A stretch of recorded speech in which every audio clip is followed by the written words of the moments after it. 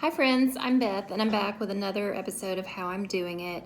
Many of you know that some of the reason that I do these videos is I want to be able to share lots of ideas and thoughts and tips and strategies with other people for smart shopping, parenting, all sorts of things like that. But another reason that I do it that's even more important to me really is that I want to leave a legacy for my kids. Back when I was growing up, one of our favorite activities to do on my dad's side of the family was pull out the old reel projectors, where it's got the tape that goes around like this on a big reel, and there's two reels, and you put them on this big projector that you had to bring out of the box in the bottom of the closet, put up a big movie screen or show it on the side of a white wall. And they were silent. They were in color, but they were in silent.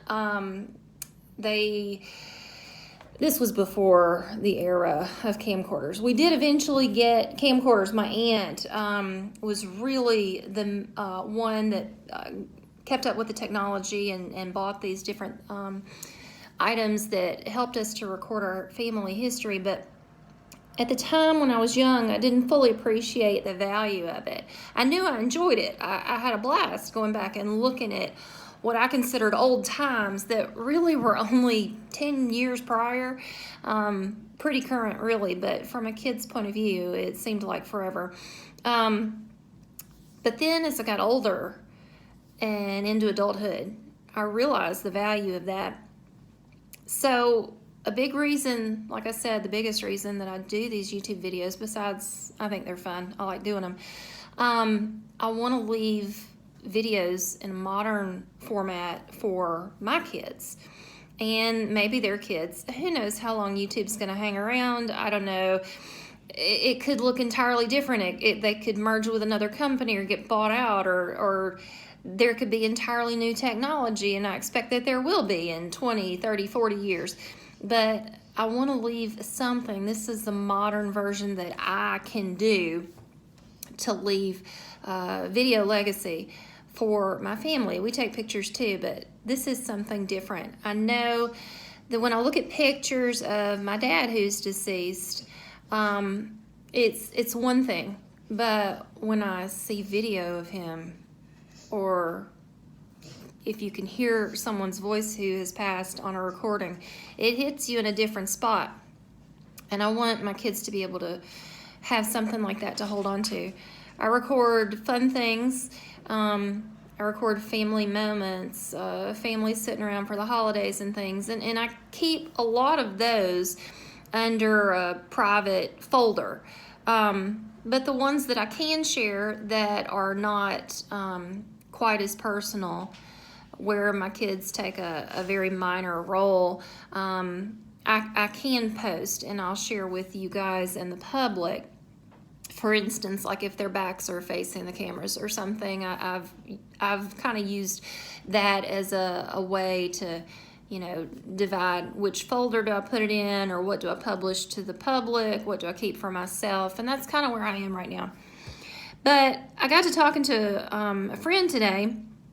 We were talking about investing and retirement and the stock market in general and this and that and the other. And it made me realize I've talked to my kids on age-appropriate levels, even from the time they're very young, just in an awareness kind of way for the young ones. But for the older ones especially, it's super important that they know how to invest. Social Security, I don't expect to be there for them or for me in a large enough proportion of their income to make a tremendous difference by the time that I or they retire. I've made it very clear to them in just life lessons that they need to be able to save up their own money and invest it or do their own plan. I try to make it clear that they need to research and investigate what do they feel comfortable with, but they need to do that. And then work that plan as a lifestyle for, their entire working career.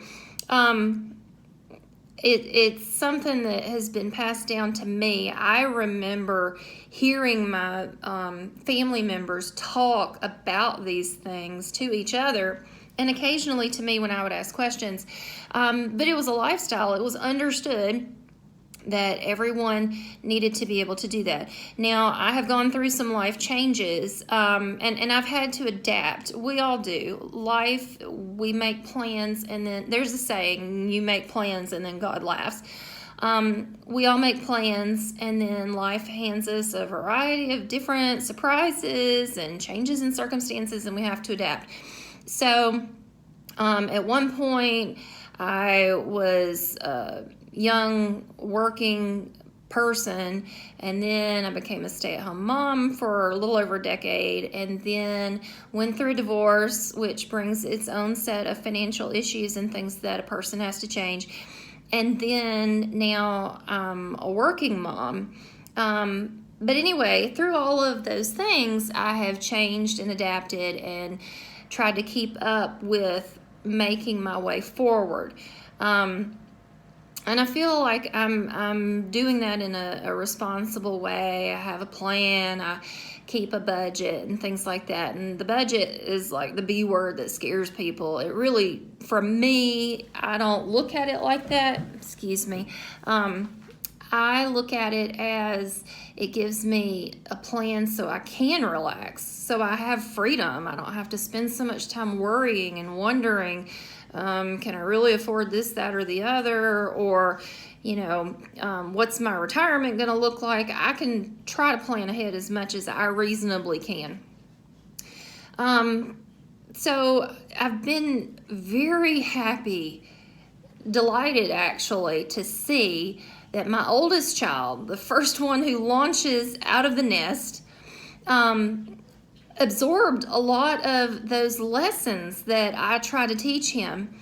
And not just me, he has other family members, and he's had teachers, and he's done a lot of his own independent learning. I give all of those sources of information credit.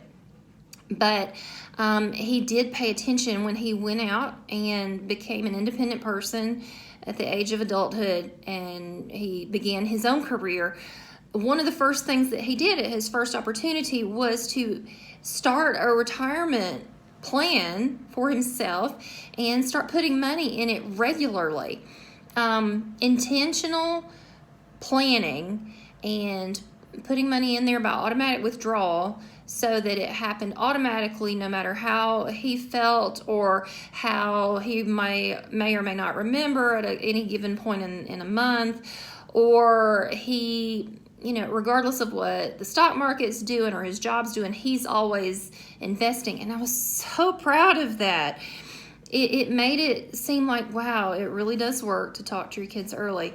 So I want to start sharing some of that. I'll give you some more information as I go by. I'm going to break this up. I don't want to throw an hour-long video at you, but I will be spending some time talking about those things. If you're interested, I would love to hear your feedback, your own ideas, your own thoughts, your own plans, or your own lack of plans, or anything that strikes you going forward. But the most important thing, I want my kids and my kids and their extended families to know I want to leave a legacy behind of love. First of all, love my family. I love all the family members that are to come that I don't even know about yet, my potential grandchildren one day and further down the line. But I'm doing this for you guys, and I want you to know where we come from in our family history. Even further back, I'll discuss my grandparents, and further back, and how we did this in our family line. It's not something new for me. It's something that I absorbed and I'm passing on, a family legacy of sorts. So I hope you stay in touch with me and watch these videos that I put out. And there you go. That's how I'm doing it.